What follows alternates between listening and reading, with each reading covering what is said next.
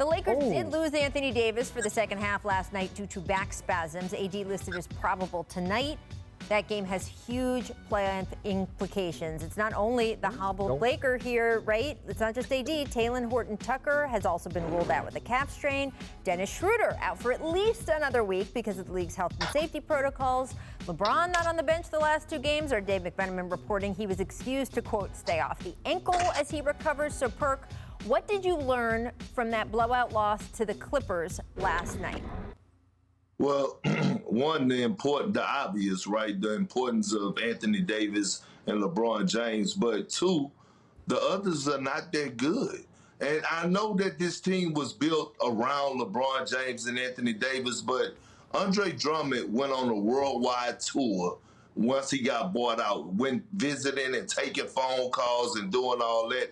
And I expected more out of him. I'm expecting more out of him, and he's not lived up to it. I'm expecting to see Andre Drummond go out there and be that guy to go out there and get you 15 and 15 a night along with 3 blocks, and he's not doing that. I would expect Kyle Kuzma. This is your opportunity to elevate your game right now and show the world that, hey, I am a guy that you could mention when you start mentioning these young guys around the league without LeBron James being there. So when I look at this Laker roster, I'm looking at Markieff Morris, and I'm looking at Caldwell Pope, and I'm looking at these guys, and I'm like, you know, I understand y'all don't have y'all top dogs, but you at least got to show some type of fight. You at least got to show something that you belong. Well, look, we're sitting here talking about a 4-game losing streak for the Brooklyn Nets, and they have 2 of the top 10 players in the league, right? And Kyrie and Kevin Durant. So now you go and take off. If you were to take off 2 of those guys and it was just Kyrie, like this is the same thing that's going on in LA. This team is built around 2 players that are not there. So we can't say, oh, well, this is your opportunity this year. Yes, they can do it, but if they were those players, then they probably would be making a lot more money and wouldn't be around LeBron James and Anthony Davis. So I understand your point. But even Drummond, I personally believe that Drummond, you won't see his impact until he's playing in the system that they brought him in to play. And right now, this is so far from that system. But the Lakers, in my opinion, you look at Anthony Davis and you look at Schroeder that's out for 2 weeks, and Braun is trying to get back to 100%. I think the Lakers are going to be in the play-in game. I do. It's fearful. Well, we'll get to that in a minute about what has to happen. I do want to just say one more thing before we move on from that Lakers-Clippers game last night. I learned from that game that the Clippers are, again, rounding into form. They've had some great stretches this year. They had then some injury issues. Kawhi, though, has been back and playing consistently. We got Patrick Beverley back finally. And they just looked like just such a functioning, high-level team that this is a team that we know went in with huge expectations in the postseason last year. A lot of people picked them as a championship pick.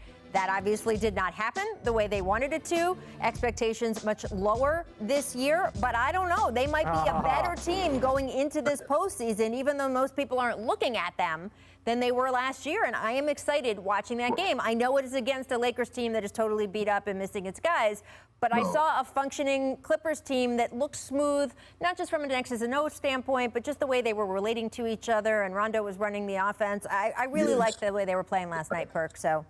Rachel, can I say something? Because you brought up a great point. And the one standing player that stood out to me for the Clippers was Boogie Cousins. Right? And not just last night. He had a positive impact even in the last game that they lost. Like, he's coming in because we don't know.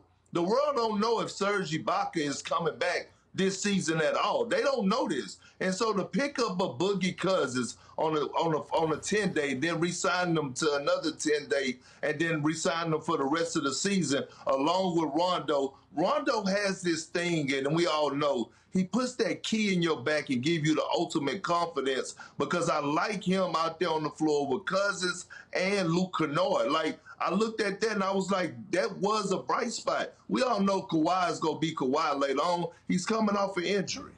But when you look at the history, a lot of like teams that are put together, they win championships in their second year. Bron did it with the Lakers, Miami.